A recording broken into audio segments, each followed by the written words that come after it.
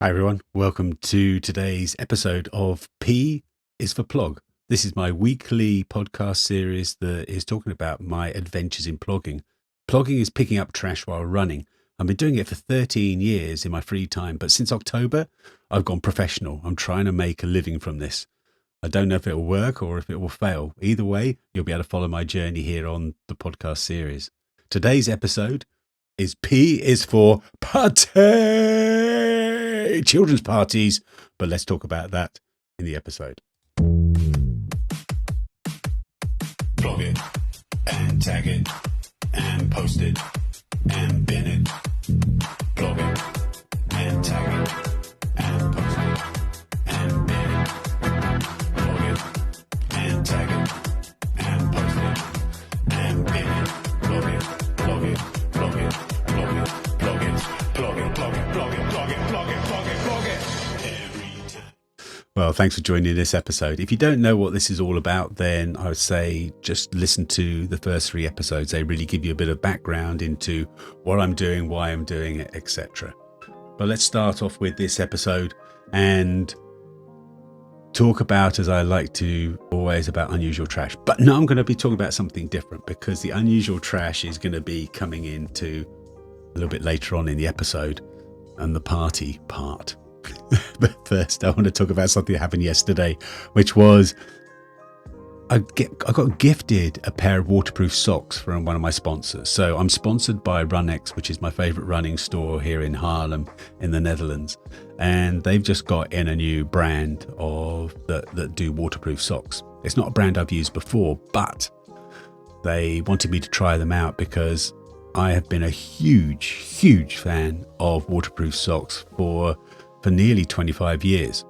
So it was in 2000 when I first got introduced to waterproof socks, and ever since then it's been a complete game changer. I don't know why people don't use them every moment of the day.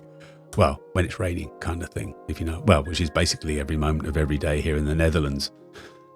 So I got into waterproof socks. Oh, this is a bit like a tip for the week already, isn't it? Right. Well, we'll make waterproof socks the tip for the week, and I'll give you a little bit of an extra tip for it. So the reason why I got into waterproof socks is through running a race in the Sahara, which sounds a bit weird, but someone gave me a tip of, oh, you're doing the Marathon des Sables, which is, for those that don't know, which is an ultra marathon in the Sahara Desert. It's sort of basically 6 marathons over 7 days. And they said you need waterproof socks. The reason being is you don't want to get sand in between your toes, and then the sand won't be able to get in because of the waterproof socks. It didn't quite work because sand always finds a way in wherever you are. As you know, from lying on the beach for a long period of time, it gets into every nook and crevice. But it was still a good idea. So I had these waterproof socks and I wanted to try them out in heat. I mean, I was doing my training in the UK in the winter, and it wasn't really ideal climate conditions comparable to the Sahara Desert. So someone said, oh yeah, you need to get a treadmill into your sauna. Well, apart from sort of 2 major sort of minor issues of I didn't have a treadmill and I didn't have a sauna, it was a good plan. So what else could I do? Well, I thought, oh, let's take my soon-to-be wife on a holiday, and I'll try and take her to a luxurious place on the pretense of, oh, it's a fantastic holiday for both of us. Meanwhile, I'm basically running on a beach. So I said, let's go to the Maldives. I had a lot more disposable wealth then than I do now. So we went off to the Maldives for 1 week. I just said, let's just do a week. And I booked this really luxurious hut on an island that had 14 huts on it. That was it. It was one of those, Maldives is full of them. It was like one of these small islands that was basically private huts. And the idea that I had was, oh, right, while she's enjoying the sun and snorkeling and things like that, I can do sort of 4 or 5 hours of running around the beach. I can just sort of just do laps of the island. That would be perfect. We didn't have the internet like we do now. I didn't really know much about it other than it was quite a small island. We got there and I noticed I quickly discovered a bit of a flaw in my plan, in that those 14 beach huts were basically the entire island. And it got worse because those beach huts all had private beaches. So each hut had its own little private beach that you couldn't sort of get to from one to the other. So straight away, my plan of running on a beach in circles for 5 hours a day had a bit of a flaw. I didn't really want to just sort of run up and down my 20-meter beach for 5 hours. So what else could I do? Well, I know. I'll run on the pathway that's on the inside of the island. Small island. It was like 300-400 meters long. That was it. But I could still run on it, and it was still a sandy path. It wasn't the sand that I wanted, but it was a sandy path.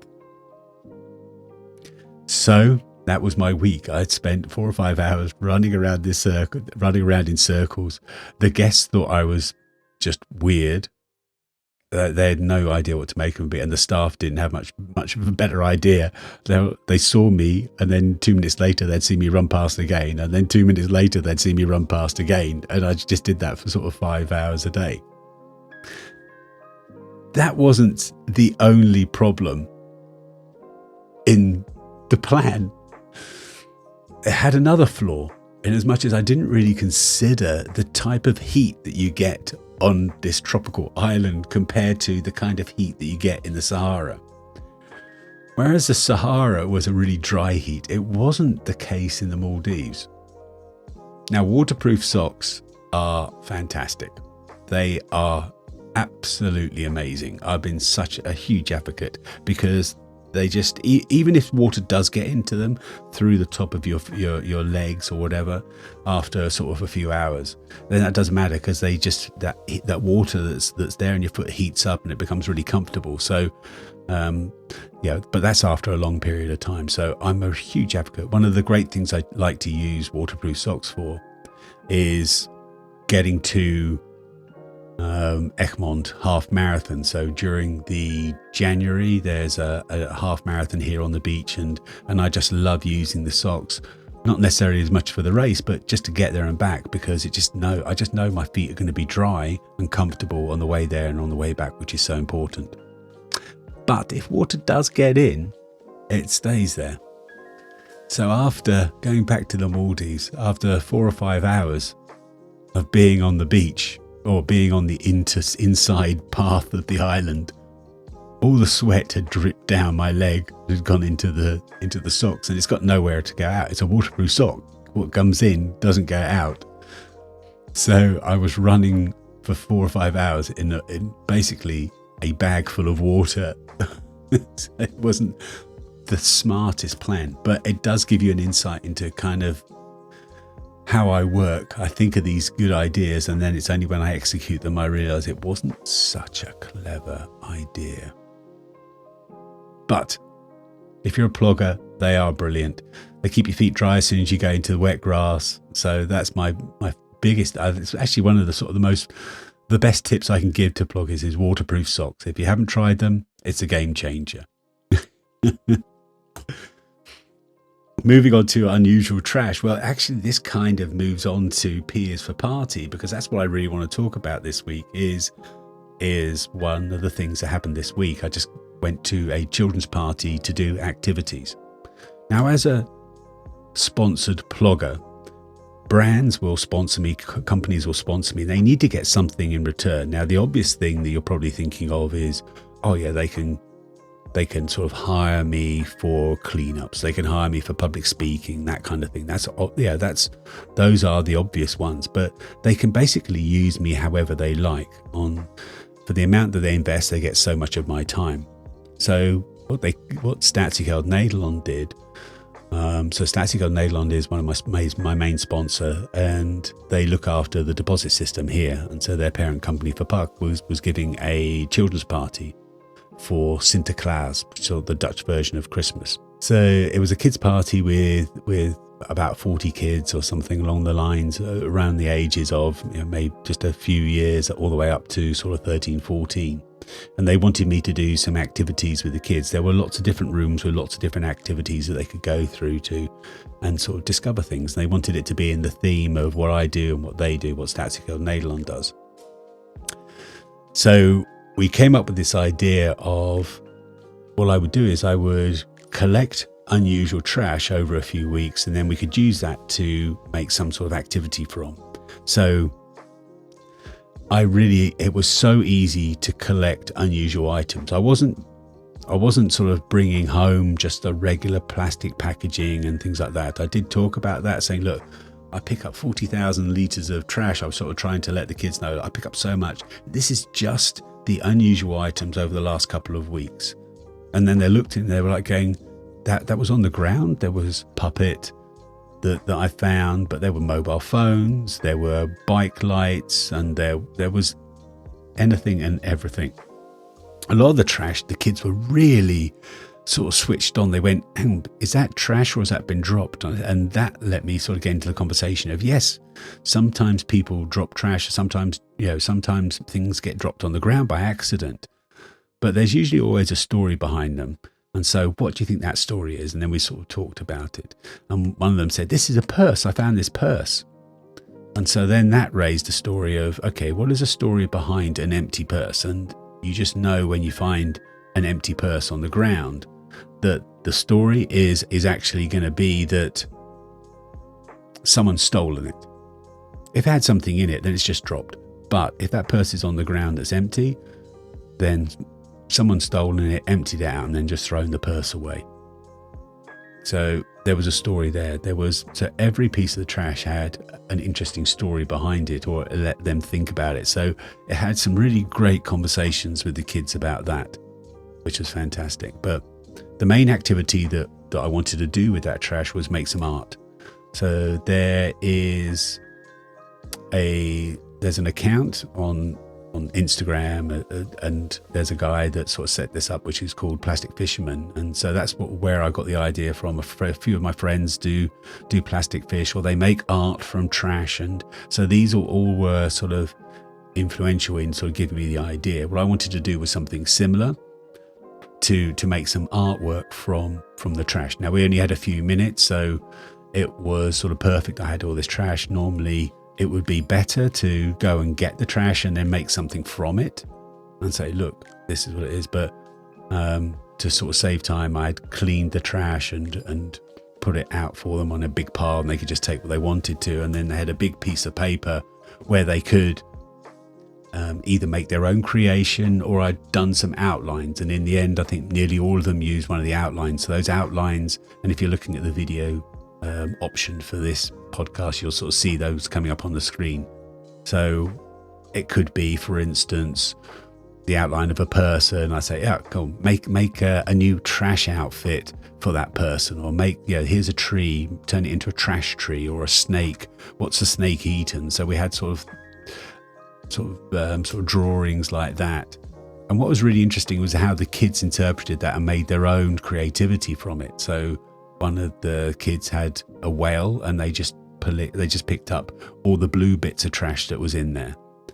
Other kids would take one specific type of trash. It was a Red Bull, for instance, Red Bull cans. I had a couple of cans in there just to sort of balance things out, and they sort of just took those up and turned them into tree.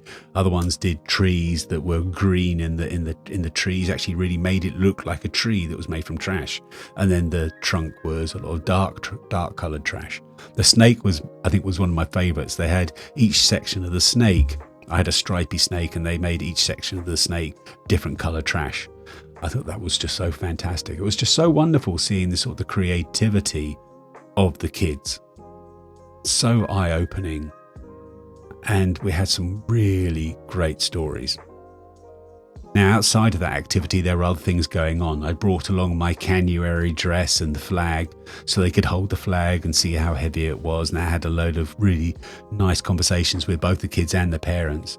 And some of the older kids were fantastic. They went, I saw that on TikTok, or I saw that on the children's news, the Kinderjournal, the Yoshinow. So it was really just having that on display in the background was a real nice conversation piece as well. The other thing I did was I said, right, this is the dress that I used to run Rotterdam Marathon in, but I'm making my next one. And I've collected 1,000 plastic bottles, so I could give them the story about the 1,000 plastic bottle earth suit that I'm creating. And I even had the ring shape of it, so they knew how big it was, and that was kind of impressive. I said, but what is really cool is I brought along some of these plastic bottles that I've been collecting off the streets for the last few months, and I think it'd be really cool if you write your name, or if you do a drawing or write a message, and then it goes inside the suit. So then your name is inside the suit, or your message is inside the suit. And every one of them engaged and sort of really got excited by that, and parents as well. So some of the parents did it as well, and you could just see their faces lighting up when I said, maybe it gets on TikTok, or maybe you see it on the children's news or on the news, and then you can turn to your friends and say, hey, my name's inside that suit. One of those bottles I signed and put inside it. So that was a really great way of engaging with the kid and children and making it go on beyond. So now, in a couple of months' time when I've run that, or even in April, or even in October next year when I run Amsterdam Marathon in it, then I think it's going to click back to this workshop that they did and this party that they did, and then they're going to realize, they're going to go, oh yeah, I remember I did that.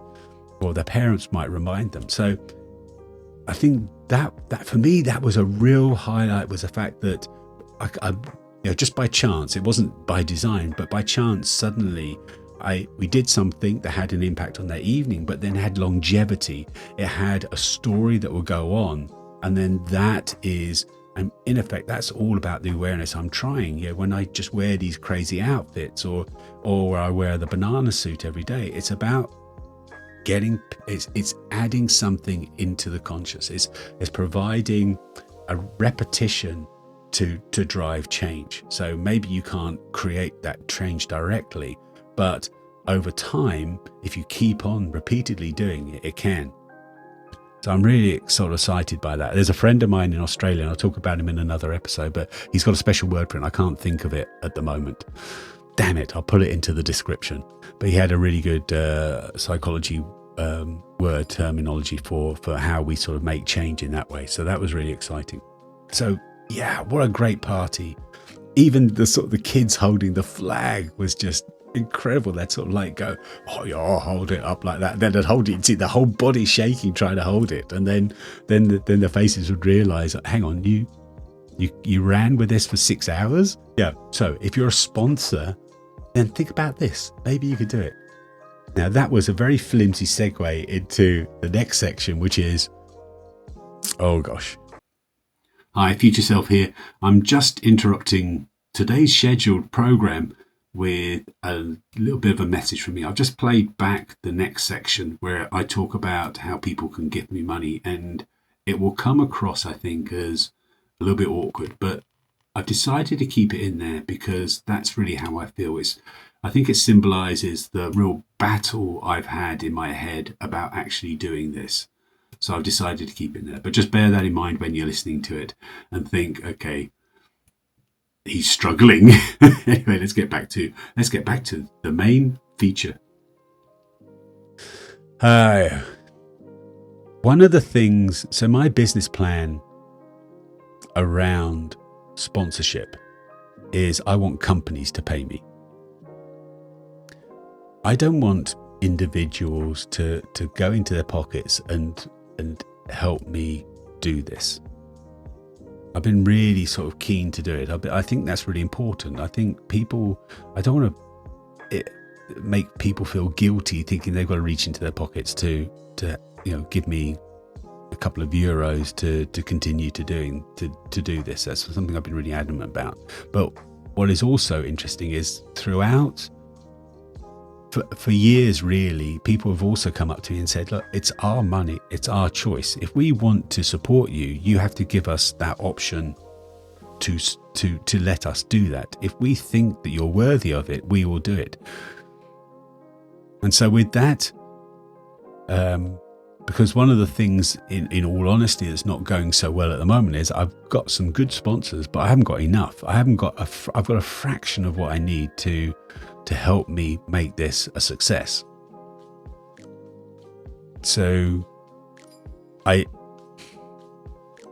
Yeah, so so from my own, this is not to say pay me money. This is not a sales pitch, but it's to say if I am now bringing this out. So what I've done this week is, and I'll put links below in the description, or you can just go to Patreon, or you can go to Buy Me a Coffee. So those are the two sites and two platforms where I'm doing this. So if you did want to support me, then you can do it there, and you can either do it in a monthly contribution, or you can do it as an ad hoc one-off donation. So that is available to people. But I really want to emphasize this. I won't think any less of you if you don't do it. And I already think loads of you by listening to this. So you don't need to do it. It's only if you really want to do it, if you think that it's something that's important for you to support. So I have got two platforms that are up and running now on Patreon and Buy Me a Coffee. Buy Me a Coffee is more suited to the people in the Netherlands that don't necessarily have credit cards or debit cards that they can sort of use, or a PayPal account. So they've both got their own advantages, and you can sort of go to wayoflife.com/donation, I think. Or if you just go to wayoflife.com, then you'll be able to see it under support me. So you'll be able to sort of see all the details there. But as I say, I really want companies to do this. So the best thing that you could actually do as an individual is, if you really want to support me, is follow me, subscribe to the podcast, etc. Get my follower count up to make me more attractive to the businesses that I'm trying to reach out to. But it's also reach out to your boss, reach out to the company that you work for. Say, look, we think this is a guy to support. We think he's doing a good job. That is actually the best way you can do it, because then they can pay me more money than necessarily the coffee that you're buying me. I didn't really want to get in too much about that, but I have just done it anyway. So I kind of wandered off onto that path. So that's one of the sort of big things that are changing. I think I want to keep the podcast short and then just end it there. Hope you found it interesting. I have got a tip still about waterproof socks. So stick around to the end and then we'll talk about that. Let's get the end track going. Plug it and tag it and post it and bin it. Plug it and tag it and post it and bin it. Plug it and tag it. So my name is Paul, and this is my way of life. The purpose of this is to hopefully inspire you to make it a little part of your life. Don't go as crazy or do anything as stupid as I do. I always say, having one person picking up 1,000 pieces of trash is amazing. It's fantastic. But I would rather have 1,000 people picking up one piece of trash. That's where we make the impact. For today's tip, let's go with a waterproof sock tip. So Gen Zs, close your ears. The best thing you can do with waterproof socks is actually don't put them over your tights. Make sure they're always under, because then what's going to happen there is the only place that water really comes into a waterproof sock is through the top, through your leg. It could be sweat or rain running down your leg. So if you've got your tights tucked into your tights tucked into your socks, then it just literally just flows through straight away into your socks. So don't have anything between your skin and the sock, is my top tip. So there you go. But definitely, if you're plogging, give waterproof socks a go. They're fantastic. I hope you've enjoyed listening to this episode. My name is Paul. This is my way of life. Thank you for listening. Speak to you next week. Bye.